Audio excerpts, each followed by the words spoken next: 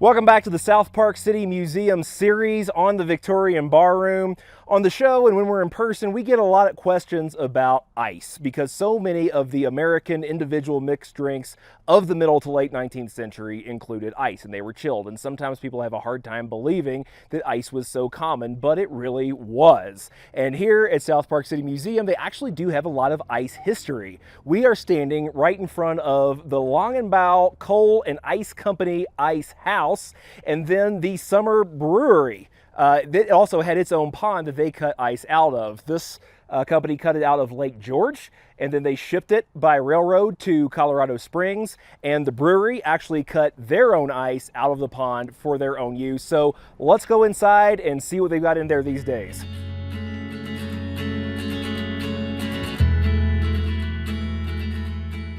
So here we are inside the Long & Bow Coal and Ice Company's ice house. This is where they stored the ice for local distribution. Today, South Park City Museum has a great wagon exhibit in here. It's kind of turned into a wagon barn. This stage behind me is the actual stage from the South Park Stage Company. It went between Fairplay and Leadville over Mosquito Pass. It's the real one. They packed 9 people into this stage total.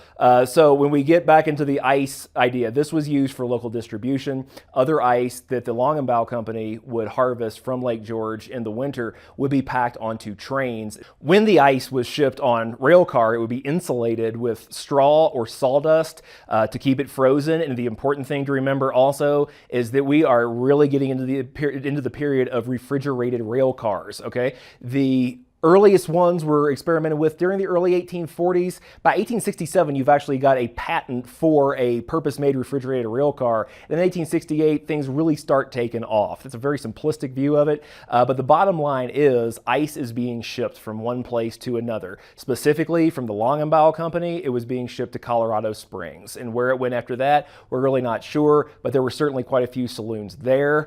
And it was shipped in blocks, all right? All of this seems kind of alien to us because we are so used to just opening up our freezer and there's a bunch of ice cubes. This is shipped in blocks, and that's also how your bartender would be using it. He would be chipping it or shaving it, depending on the purpose, off of this ice block.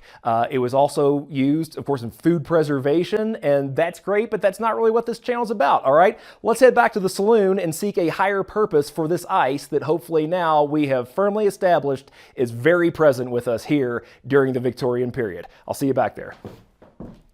So we've brought our ice back here to Rachel's place, and we're going to migrate it into a higher purpose. You've probably noticed one of my favorite things to talk about on this show are all the different ways that the Victorians liked to prepare absinthe. And so absinthe, easy enough to get pretty much wherever you want it. It's a high-proof alcohol. It's not going to spoil. And once again, we're going to go with a different method that they used than just the drip fountain, which is a perfectly fine method. Just want to get you the variety of ways they were preparing it once it started finding its way into about everything in the 1880s. This comes from 1882 behind the bar, and it's called frozen absinthe. And it's very easy. Honestly, it comes out just as good as it does when you do the drip. So we're going to take our shaker. We're going to take 1 ounce of our St. George absinthe.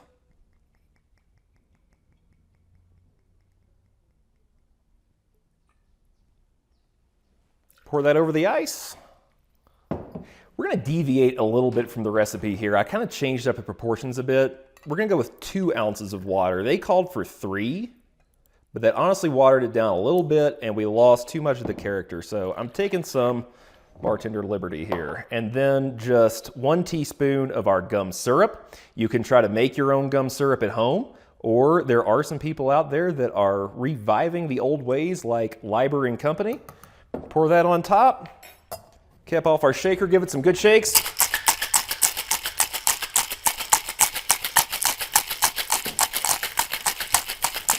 So you got nice frost on the shaker, and strain it into our goblet.